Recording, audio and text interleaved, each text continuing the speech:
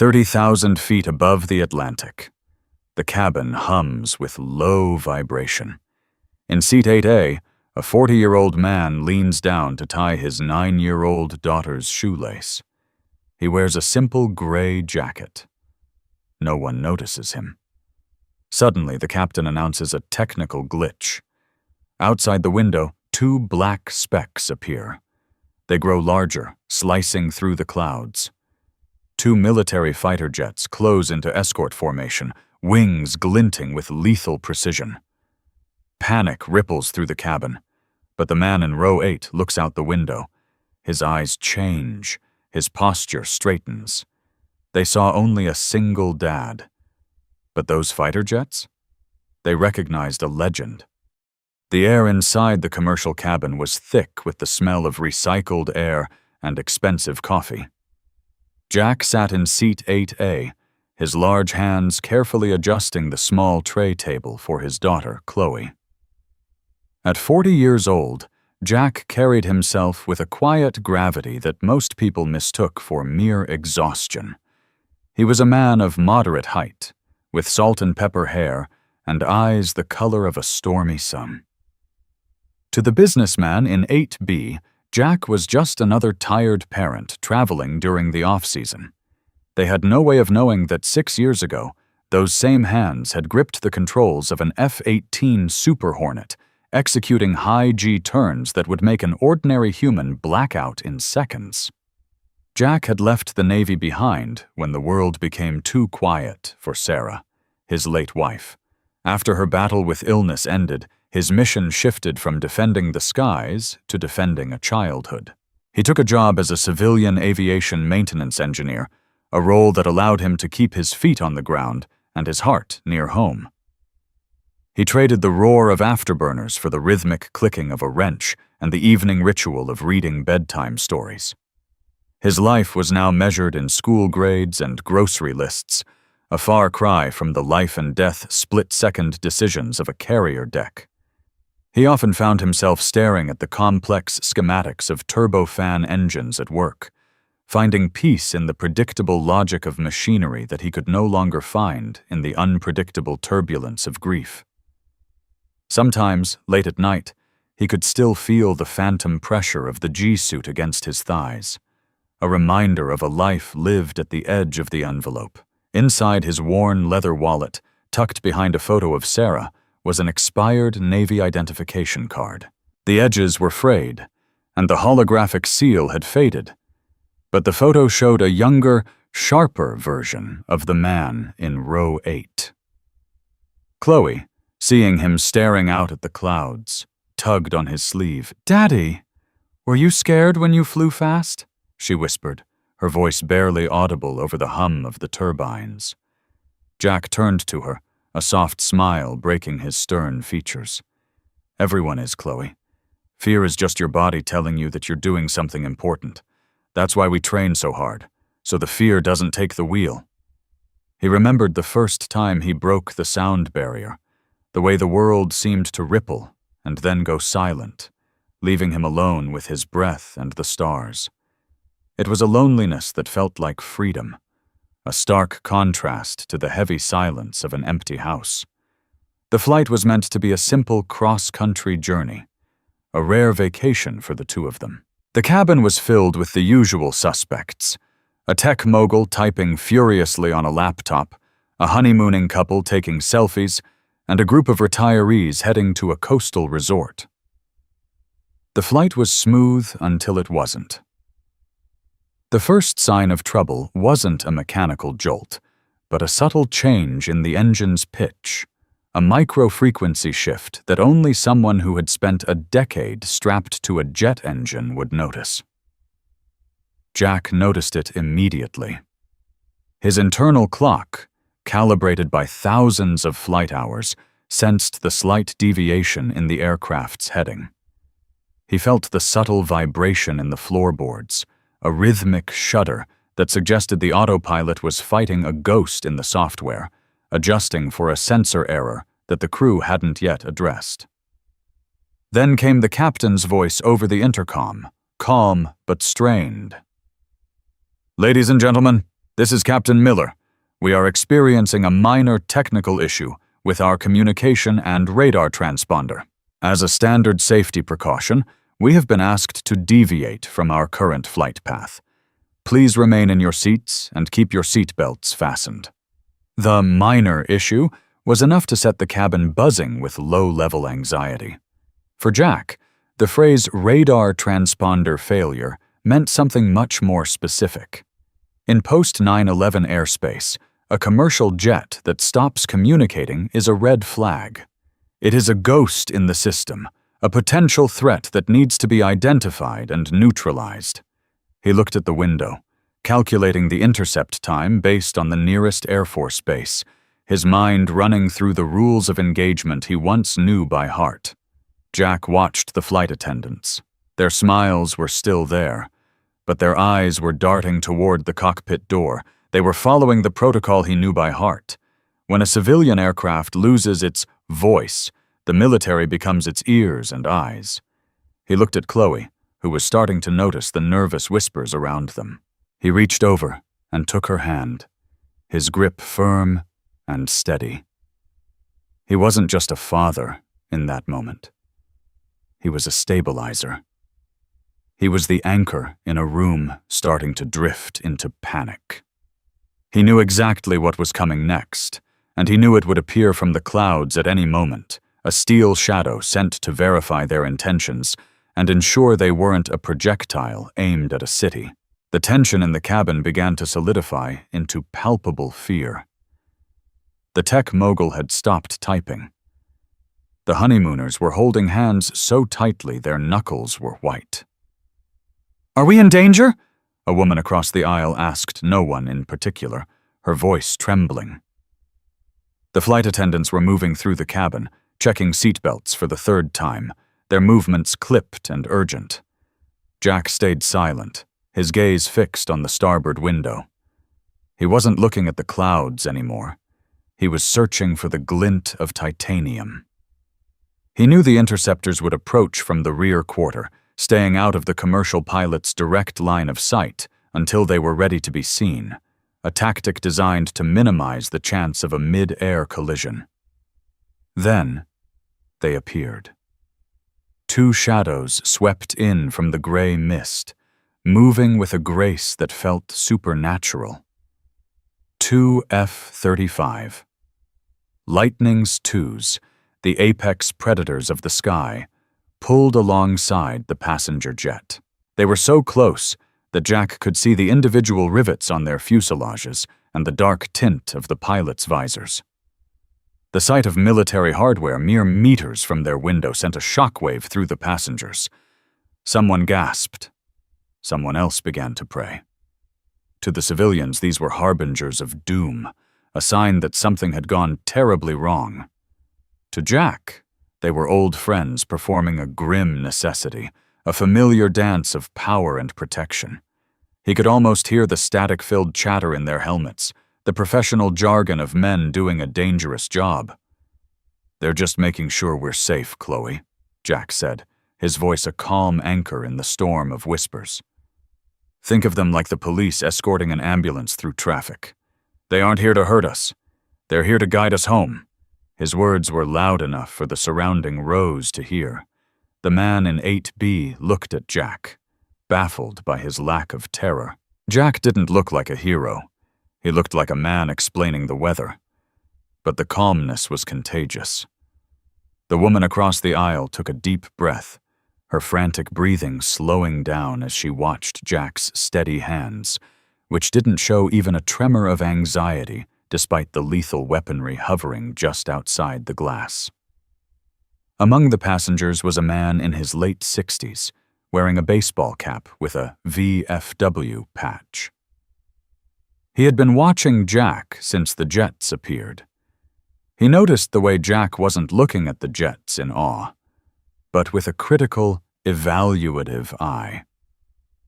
He saw Jack observing the lead pilot's hand signals and the slight adjustment of the wing flaps. The veteran leaned forward, his voice low and filled with curiosity. "You flew, didn't you? You're not looking at those birds like a tourist." Jack didn't turn his head, but a small, knowing smile played on his lips. "Long time ago, sir," he replied. "F-18, son. A different life, another version of me. One that breathed liquid oxygen and chased the sun across the horizon." The veteran nodded slowly, a look of profound respect crossing his face. "I was on the deck of the Nimitz in '92. I know that look. You've got the sky in your bones. You don't just see planes, you see physics and intent."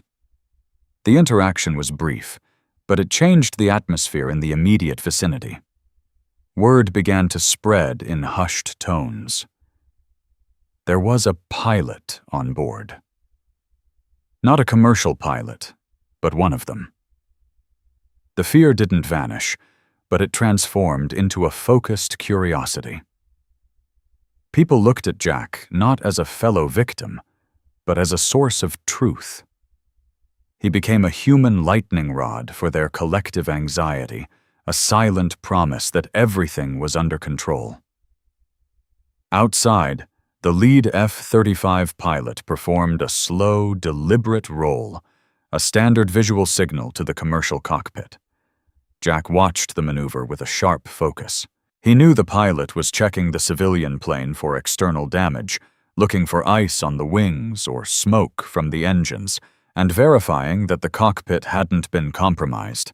It was a thorough inspection conducted at 500 miles per hour. "They'll peel off in 30 seconds, Jack murmured to himself. But the veteran heard him. Jack had seen the lead jet's horizontal stabilizers tilt just a fraction of a degree, indicating a change in thrust. He knew the communication was being re-established via a secondary encrypted link.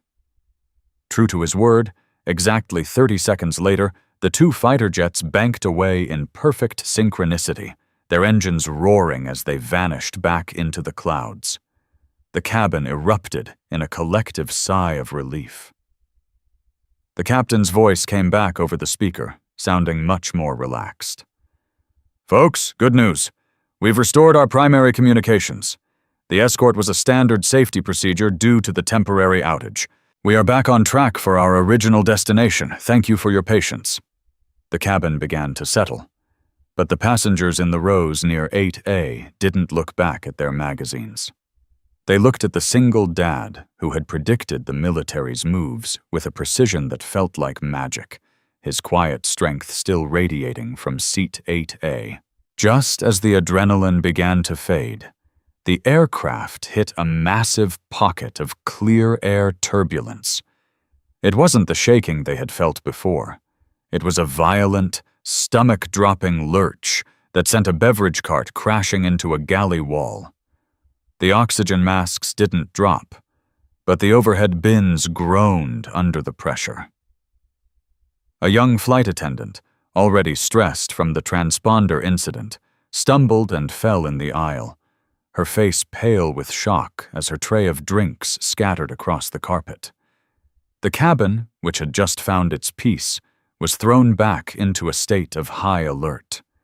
The sound of crying children and sharp intakes of breath filled the pressurized air. Jack was out of his seat before the plane had even leveled out. He didn't rush to the cockpit. He knew the pilots up there were busy flying the plane and managing the instruments, fighting the invisible waves of the atmosphere.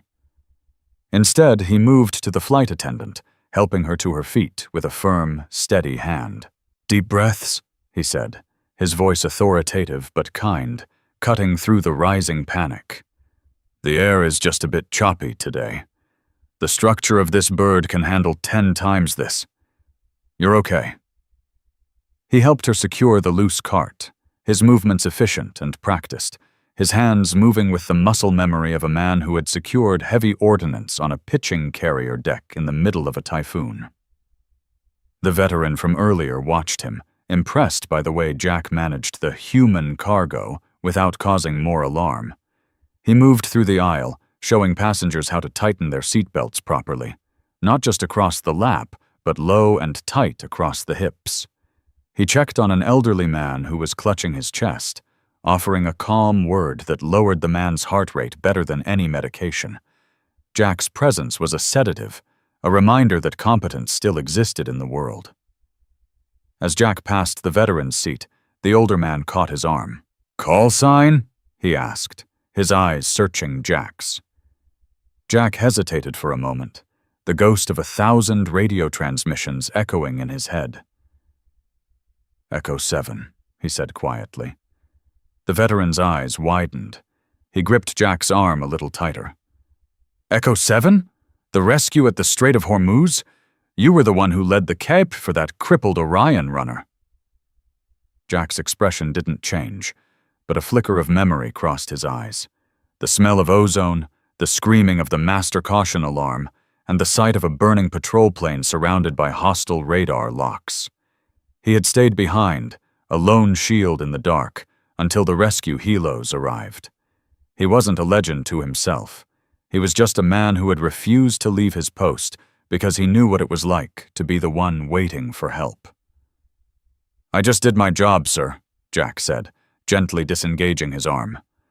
"Just like I'm doing now. The sky doesn't care about your past, only your next move.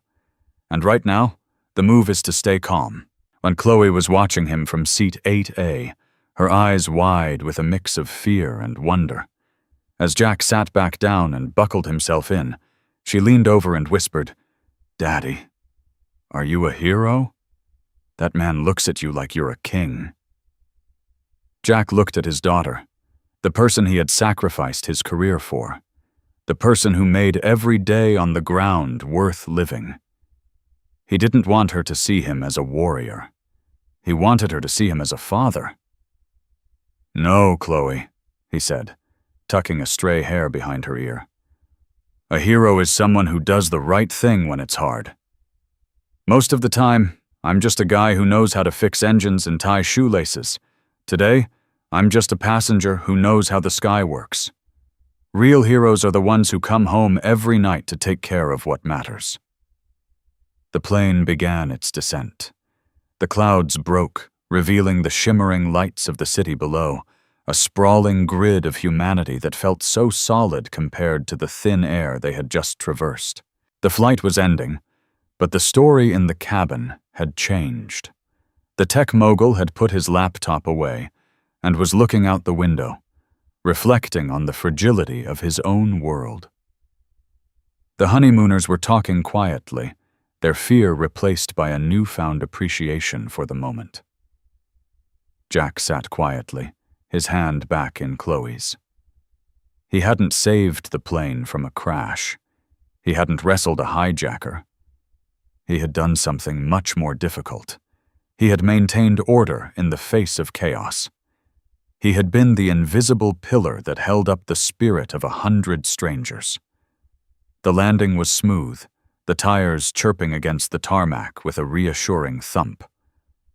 As the plane taxied toward the gate, the captain's voice came over the intercom one last time. "We've arrived. Again, we apologize for the excitement. We have a special guest on board today, a former naval aviator. Sir, if you're listening, the pilots in the cockpit want to say thank you for keeping the cabin steady. We heard you were on board." The cabin broke into spontaneous applause. Jack felt the heat rise in his neck. He hated the attention, the spotlight that stripped away his anonymity. He just wanted to get his luggage and go home. But as he looked at Chloe, who was beaming with pride, he realized that sometimes you have to let the world see the light you've been hiding for so long. The terminal was a cacophony of rolling suitcases and frantic announcements. Jack and Chloe walked toward the baggage claim, blending back into the sea of travelers. Jack felt a sense of relief as the pressure of the flight faded. He was back on the ground, back in the world of gravity and predictable paths. But as they approached the exit, a man in a crisp military uniform, a lieutenant commander, was standing near the gate. He wasn't there for a security check. He was waiting. He stood with a posture that mirrored Jack's, a shared architecture of discipline and service that transcended the civilian surroundings. He spotted Jack immediately. It's a thing military men have, a way of recognizing the gait and the posture of one of their own. The officer stepped forward, his eyes bright with respect. He didn't make a scene. He didn't salute, as Jack was out of uniform. Instead, he simply extended a hand. "Good to see you, Echo 7, the officer said, his voice low and sincere. The boys in the F-35s recognized the flight path correction. They figured it was either a very lucky pilot or someone who knew the old-school maneuvers. When they checked the manifest and saw your name, well, word travels fast in the fleet. We haven't forgotten the Strait, and we certainly haven't forgotten you." Jack shook the man's hand, a firm, brief contact. "Just a passenger today, Commander," Jack said with a humble smile. "The pilots in the cockpit did the heavy lifting. I was just making sure my daughter didn't lose her snacks." The officer laughed, a warm sound that broke the formality of the moment. "Understood, sir. But the offer still stands. If you ever get tired of the ground, there's always a seat waiting for a legend. Stay safe, Jack. The Navy still needs men like you." With a final nod, the officer turned and disappeared into the crowd. Chloe looked up at Jack, her eyes sparkling. "He called you a legend, Daddy. Does that mean you're famous?"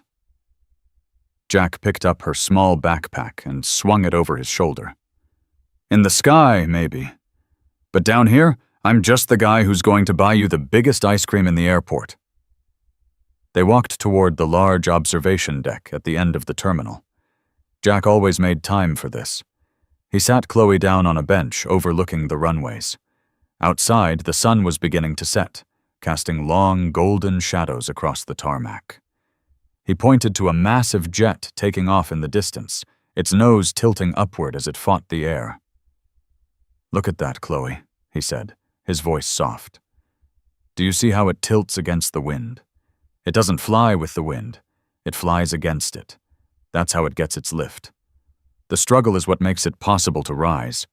Without the resistance, the wings are just heavy metal." He was teaching her the metaphor of his life, though she didn't know it yet. "You don't fly to be seen, Chloe. You don't do things so people will clap for you. You fly to get the job done. You fly to protect the people who can't fly themselves. Whether you're in a fighter jet or just sitting in row 8, the mission is always the same. Stay calm, stay focused, and be the person someone else can lean on." Chloe leaned her head against his shoulder, watching the planes rise and fall in the dying light. "I'm proud of you, Daddy," she whispered. Jack sat down on the floor next to her, bringing himself down to her eye level. "Don't be proud of me because I flew fast jets, Chloe. Be proud when you can stay calm for someone else. That's the real flying. That's the real victory that lasts." The airport was full of people rushing to get somewhere else, but in that small corner of the observation deck, time seemed to stand still. Jack felt the weight of his past and the brightness of his future balancing perfectly. He didn't need the roar of the engines anymore. He didn't need the adrenaline of the dogfight or the cold precision of a radar lock. He had found a new kind of courage, the courage to be ordinary, to be present, and to be the hero of a single childhood. He looked at the expired ID in his wallet one last time before tucking it away deep into a pocket, beneath the layers of his new life, a relic of a warrior who had found peace. The sky would always be there, but his mission was right here, holding his hand. The following week, Jack received a thick envelope in the mail. It was a formal invitation, an offer for a short-term contract as a senior instructor at the Navy's elite flight school. It came with a generous salary, a prestigious title, and the chance to shape the next generation of Echo 7s. It was everything the old Jack would have died for. It was the call of the wild, the siren song of the high-altitude world he had loved so much. He spent an hour staring at the letter on the kitchen table, feeling the pull of the clouds, the ghost of G-force pressing against his chest. He could almost feel the vibration of the cockpit and the scent of jet fuel. He sat on his porch, the paper heavy in his hands. He looked at the quiet street, the neighbors mowing their lawns, and the sound of Chloe practicing her flute inside the house. A clumsy, beautiful melody that spoke of growth and effort. He thought about the flight, the way the cabin had looked at him, and the way the commander had called him a legend. It would be so easy to go back, to feel the power of an afterburner again, to hear the snap of the carrier wire, and to be the man the fighter jets recognized. But then he looked at a framed photo on the mantel, a photo of Sarah, laughing on a beach, her hair windswept. He remembered the promise he had made her, that Chloe would always have a father who was home for dinner, a father who was present for the small, quiet moments that build a soul. He picked up a pen and wrote a short, polite letter of declination. "My mission now is different," he wrote. "The sky is a wonderful place, but the ground is where I am needed most. My wings haven't been clipped. They've just changed shape. I'm training a new kind of pilot now." He wasn't turning his back on his past. He was choosing his future. He was choosing the greatest mission he had ever been assigned. He realized that the discipline he had learned in the Navy wasn't meant just for war. It was meant for peace. It was meant for the long, quiet hours of parenthood, the patience required for algebra homework, and the strength needed to hold a family together after a great loss. The sun began to set over the small suburban rooftops, mirroring the sunset at the airport. Jack walked into the kitchen to start dinner, the domestic rhythm feeling more rewarding than any carrier landing. Chloe ran in, showing him a drawing she had made at school. It was a picture of a large airplane with 2 small jets beside it, and a stick figure in the middle with a very large heart. "It's you, Daddy," she said, pinning it to the refrigerator with a magnet. Jack looked at the drawing and felt a sense of peace that no successful mission or military medal had ever provided. He was exactly where he was supposed to be. He was the pilot of this small, precious world, navigating the quiet storms of everyday life. The final scene of the story takes place a year later. Jack and Chloe are back at the airport, but this time they are meeting someone, not leaving. As they wait at the arrivals gate, a young man in a civilian suit walks through the doors. It's a young pilot Jack had once mentored, now a commercial captain himself. The man stops when he sees Jack. He doesn't say anything, but he touches the brim of his hat in a silent gesture of respect, a salute from one airman to another, before moving on to his next flight.